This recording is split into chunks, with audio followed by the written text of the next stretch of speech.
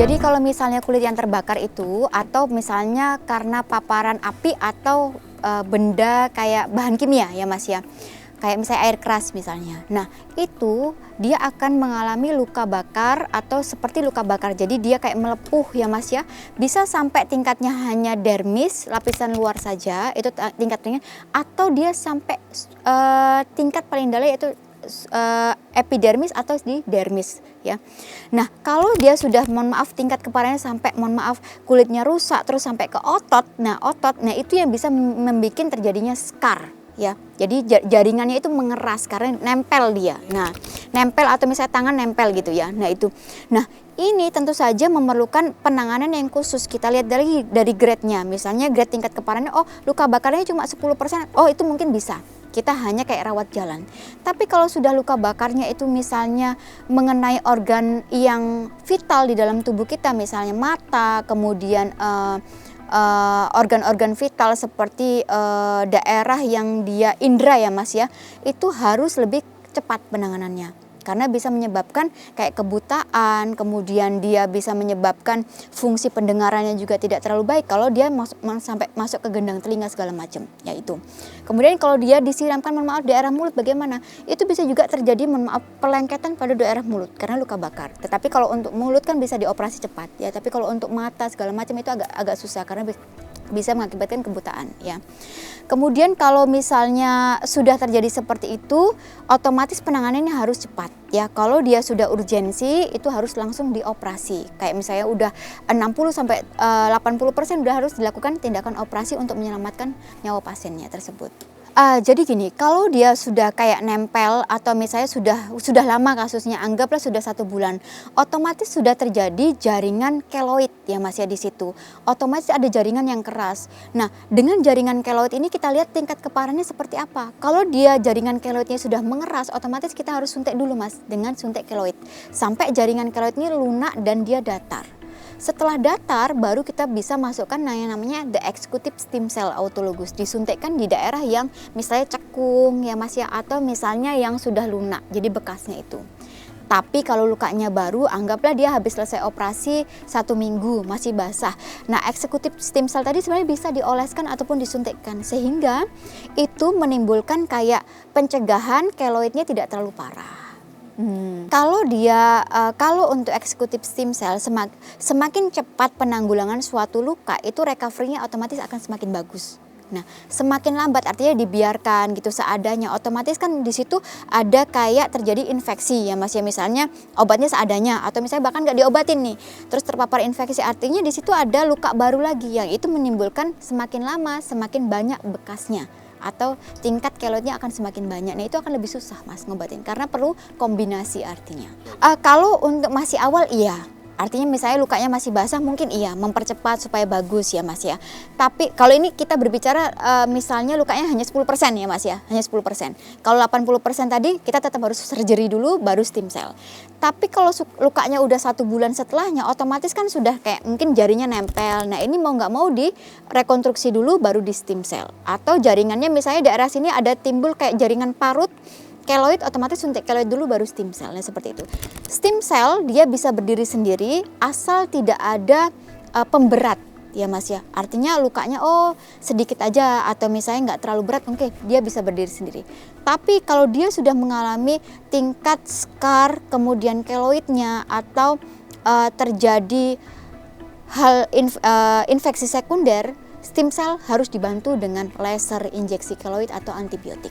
Oh, bisa sangat parah, itu bisa deep Mas, karena itu kan jaringan keras kayak jet asam itu kan bisa melelehkan sesuatu. Nah, dia bisa sampai ke jaringan tulang bahkan. Iya.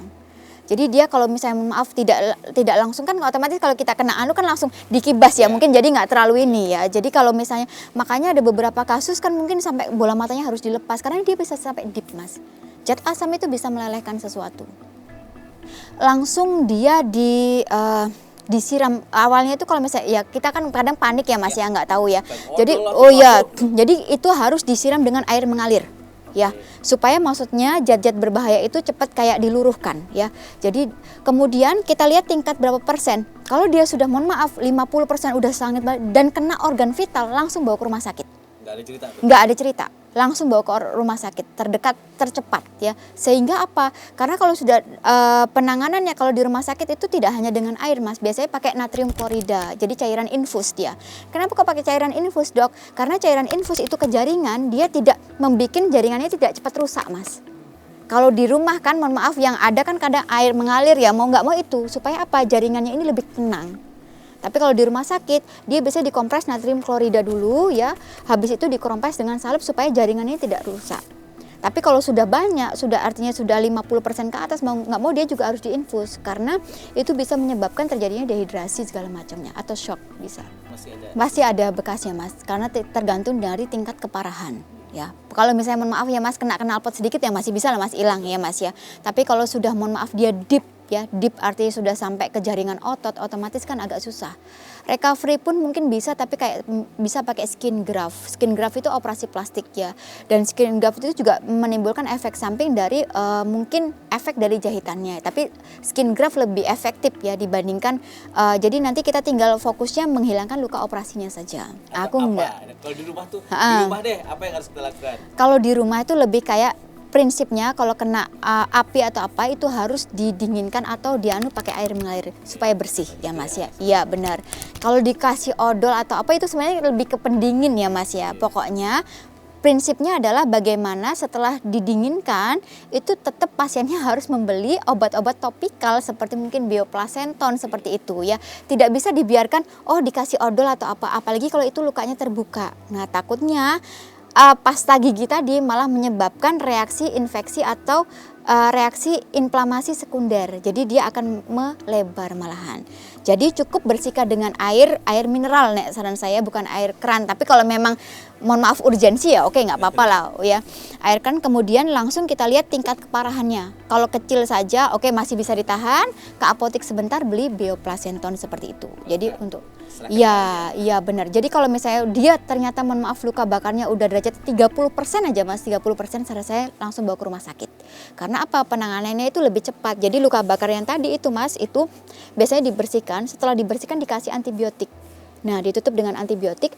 Ada beberapa juga rumah sakit yang dia memberikan kayak kulit salmon. Itu sebenarnya di dalam kulit salmon itu kok dulu Dok saya pernah ada ngeliat misalnya di TikTok orang habis luka bakar kok kayak ada sisik-sisiknya. Itu sebenarnya ditempeli kayak kulit nila ataupun salmon.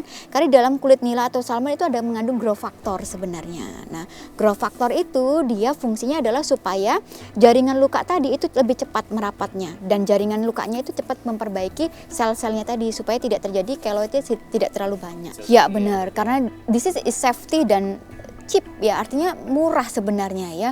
Kalau misalnya untuk penanganan pertama, tetapi kan kadang pasien-pasien kan tidak mengetahui, takutnya sakit Dok pakai darah sendiri dong, diambilnya banyak. Nah, sebenarnya eksekutif stem cell ini sangat bermanfaat. Eksekutif stem cell itu bisa digunakan usia berapapun asal kooperatif.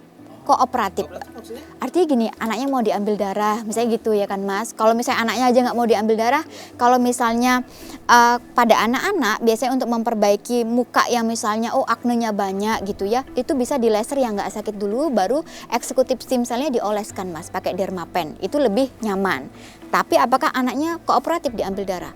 Kenapa Dok kok misalnya boleh padahal kan masih anak-anak? Karena saya bilang disease is executive stem cell. Jadi dia dari tubuh sendiri kembali ke tubuh sendiri. Tidak mungkin ada alergi di situ. Iya, karena tidak ada menggunakan bahan kimia apapun di situ. Hanya reagen ini tugasnya bukan kimia. Jadi dia tugasnya adalah memisahkan antara stem cell growth factor dengan jaringan yang tidak diperlukan seperti sel darah merahnya. Nah itu. Jadi jangan lupa untuk subscribe Cumi Cumi. Ditekan ya tombol lonceng merahnya.